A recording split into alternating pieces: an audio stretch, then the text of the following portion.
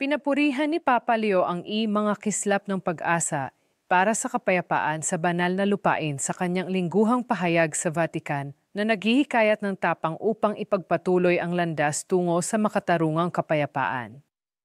Sinabi ng Papa sa mga mananampalataya na hinihikayat niya ang mga partidong kasangkot na magpatuloy ng may tapang sa landas na kanilang pinili. Tungo sa isang makatarungan at pangmatagalang kapayapaan na iginagalang ang mga lehitimong hangarin ng mga Israeli at Palestinian na tao. Nagdasal din siya para sa mga tao sa Ukraine na naghihirap mula sa mga bagong alon ng karahasan at muling nanawagan para sa dialogo at pagtatapos ng labanan.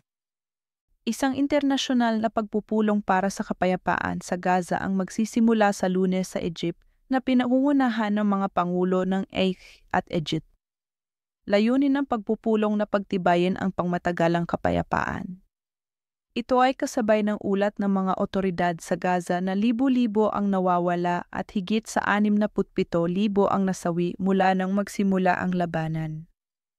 Sa kanyang homilya noong linggo, hinimok ni Papa Leo ang mga tapat na mananampalataya na tumingin sa mahal na ina bilang isang huwaran sa pagsunod kay Jesus.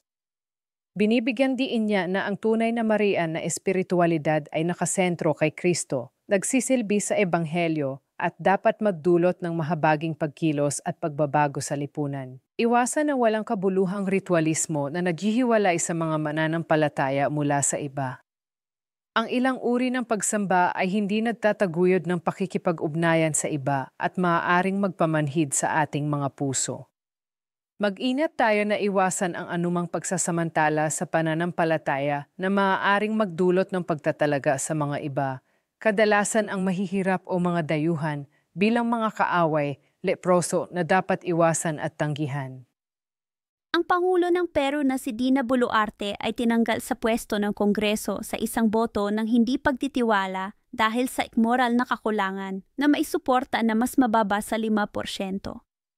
Kasalukuyang namumuno si Pangalawang Pangulo Jos Jerry habang pinag-iisipan ng Kongreso ang impeachment.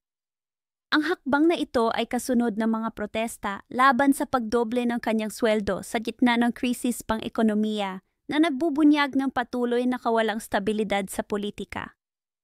Samantala, sa Madagascar, sumali ang mga sundalo sa mga nagpoprotestang laban sa gobyerno na naggagabay sa kanila sa buong kabisera.